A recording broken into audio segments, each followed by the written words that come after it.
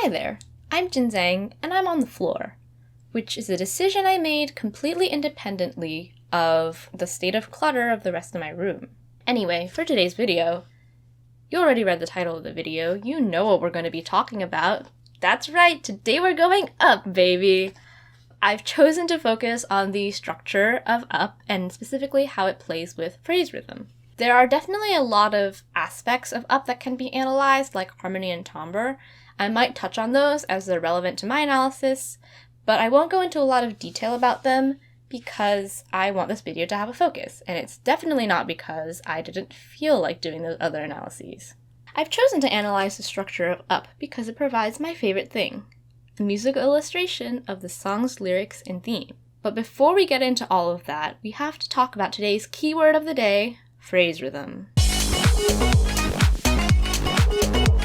In music theory, the sort of baseline level of rhythmic analysis is at the level of the measure. If you know how to read sheet music, you'll know that this is the information we get from the time signature. The bottom number tells us the type of note that gets the beat, and the top number tells us how many of these beat notes are in a measure.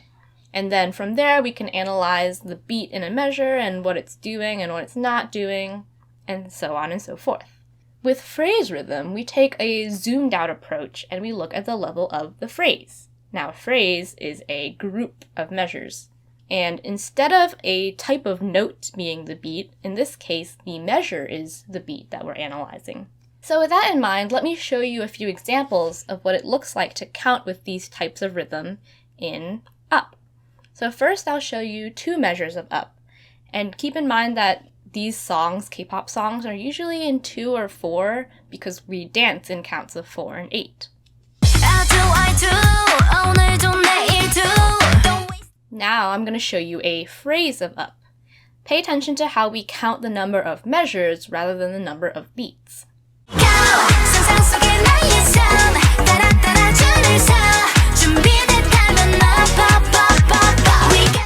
Before I go on, I want to say that metrical analysis, especially of these songs that don't have official sheet music or anything like that, is extremely subjective. Different people feel the beat differently. And so everything I'm going to be talking about in this video is based on my own perception, but of course you are free to come up with your own perceptions and ideas about rhythm in this song based on how you interpret the beat. Having said all that, here's a structure diagram that I've made for up. I'm not going to take you through the song bit by bit and show you each structural element this time, because I already did that in the last video, and because I don't want this video to get copy striked. But I hope you can follow along just from the visual. To be honest, I think it makes the most sense to count phrases in up with groups of 4 measures at a time, but for the structural analysis, it will make more sense to have groups of 8 measures at a time, so I'm just going to hold that as the phrase for the purposes of this analysis. Even though I've just said that the phrase is supposed to be 8 measures long, you'll notice that there are a couple parts in the diagram where the phrases are longer than 8 measures.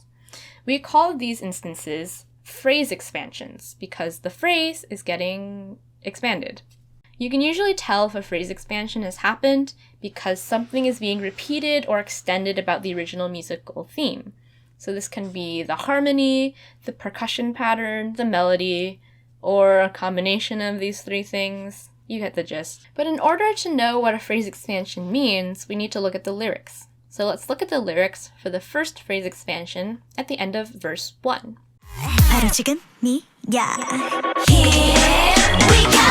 Here, the lyrics in the extra 2 measures at the end, so during the expanded part, are "Now is the time," which is a repeat of the lyrics from the previous measure, and "Here we go." These 2 lyrics signal immediacy and urgency, which might seem a little ironic considering that they're lengthening this phrase and making it last longer. But phrase expansions are just as much about emphasis as they are about expanding the phrase itself. So we're being emphasized to that this is the time. Now we are going to depart on this journey with Kep1er. The next 2 phrase expansions, though, are not quite as simple. I've marked them as occurring at the end of the first and the second chorus, but it's a little bit hazy, and I'll explain why. From the perspective of the song overall, with 8 measures to a phrase, there is indeed an extra measure between chorus 1 and verse 2, and between chorus 2 and the bridge. So it's very easy for us to say, take that extra measure, tack it on to the end of the chorus, and call it a phrase expansion. But you could also argue that because this extra measure occurs after both choruses, it's not an expansion, it's not an anomaly of the pattern, but it is the pattern. It just happens that every time we get to this part of the song, we have a 9-measure phrase instead of an 8-measure phrase. And you could also make the third argument that this measure shouldn't be attached to the chorus at all, it should just be its own thing, like a transition or something. In my opinion, this extra measure is doing something different each time it occurs. At the end of chorus 1, the drum pattern from the chorus is extended into this extra measure, and the lyric in this extra measure is wait. So these are pretty clear signs of a phrase expansion.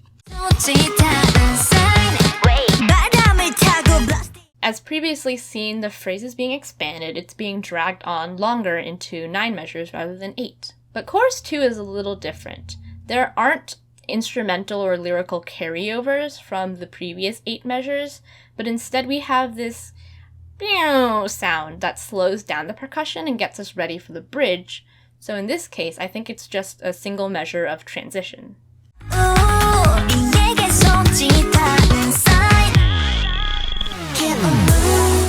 Okay, now that I've spent an insane amount of time talking about phrase rhythm, let's talk about structure.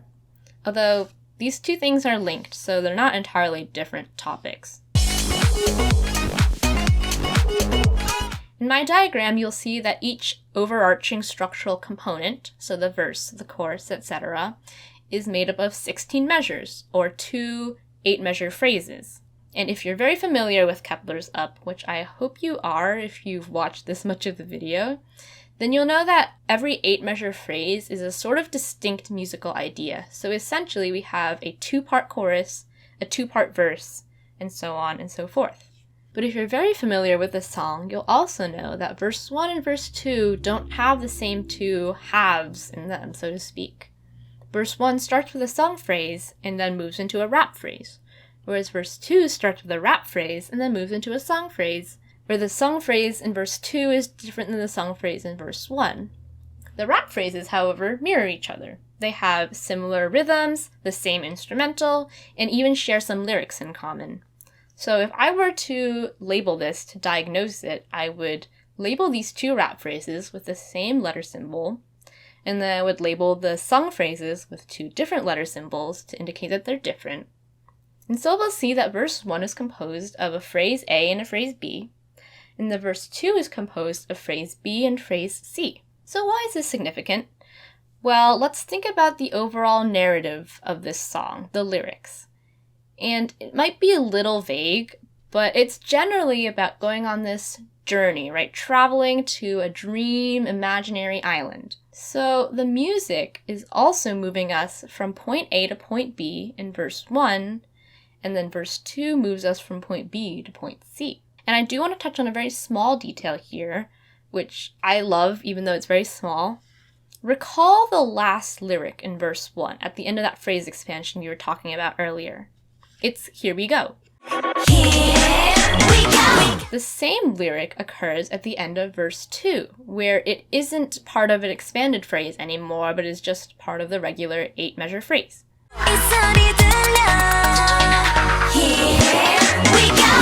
I postulate that "here we go" in verse 1 is expanded upon in verse 2, not in a phrase expansion sense, just that the lyric "here we go" is, turned into a more full-fledged thing.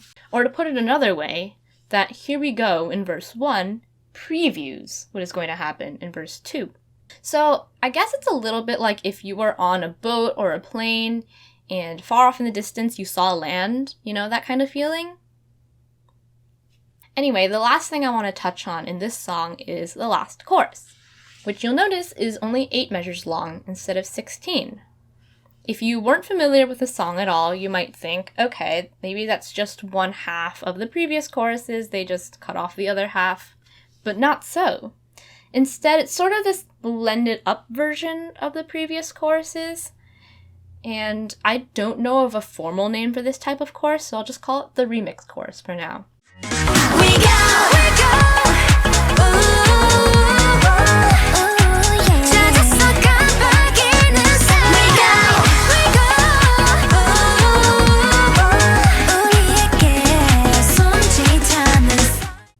be asking yourself, why is this remix chorus here? Well, it is the last chorus of the song, so I guess it gives them something interesting to end on. But more importantly, keeping the theme, the narrative of the song in mind again, it's showing the contrast when the girls actually reach their destination, the Dream Island.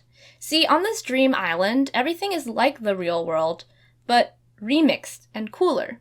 Bridge, remix of verse 2, phrase C. Dance break, remix of the verse and chorus instrumentals. Last chorus, remix of the previous choruses. Also, they've already reached the Dream Island by the point of the last chorus, so it doesn't make sense for them to include the lyrics about going on a journey, going to the island anymore, so it's shorter. It's concise. We're here. So I think that about wraps up everything I had to say about phrase rhythm and structure in Up. What did we learn today? At the core of Kep1er's Up is a musical journey that matches the journey described in the lyrics. Structurally, we move from musical theme to musical theme, each destination growing more dreamlike along the way. The phrase expansions serve to emphasize important points along that journey. And of course, the narrative is already present in the lyrics, but these musical elements help to strengthen and emphasize that narrative. So that brings us to the end of the video. Like I said in the beginning of the video, there's a lot that it would take to thoroughly break down this song, and I'm sure I didn't even cover everything that I could have in this structure and phrase analysis. So if there are any imperfections in my analysis, make sure you let me know in the comment section.